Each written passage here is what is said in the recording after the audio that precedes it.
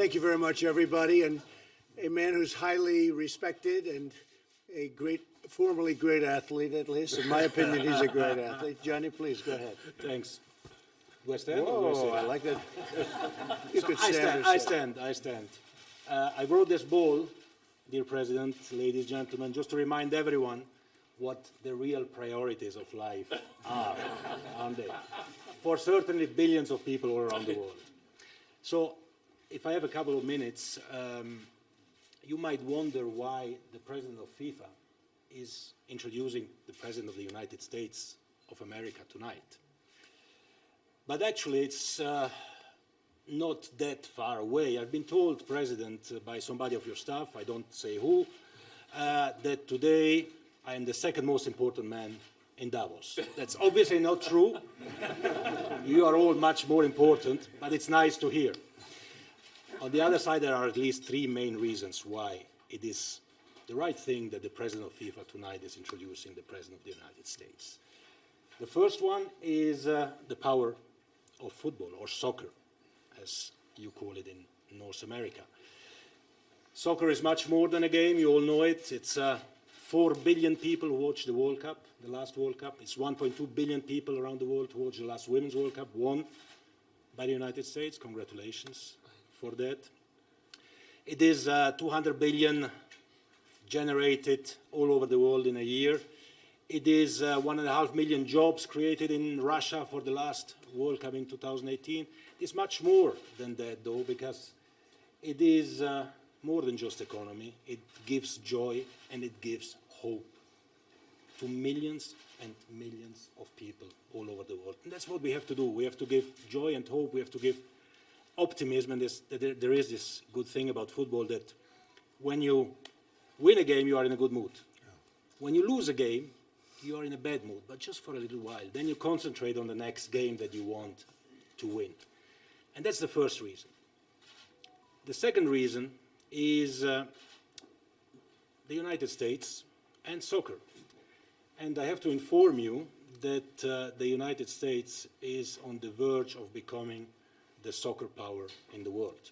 You don't know it yet, but it's coming faster than you think. We will organize the World Cup, the FIFA World Cup in 2026 in North America, and President Trump has been in this venture from the very beginning. He wanted it to be organized together with Canada and Mexico in prelude of the great trade agreement that you just signed last week. So right. Soccer is in advance of trade as well. And if I don't know, in Italy, 250,000 jobs are created with soccer. In Spain, 185,000 jobs. In the US, President, in a view of the World Cup 2026, we have to create at least 1 million jobs for American citizens involved in soccer. Right. And the third reason, President, is yourself. President Trump is definitely a sportsman. I am lucky enough in my life to come across some of the most talented athletes in soccer. And President Trump is made of the same sort of fiber. He is a competitor. He wants to compete. He wants to win. He wants to show who is the best. He says actually what many think, but more importantly, he does than what he says. And this brings, and you mentioned it this morning, President, this brings the American dream to reality. Now, the American dream is something that not only Americans need to have. The American dream is something that we all need to have, all those who love soccer, the 4 billion people around the world.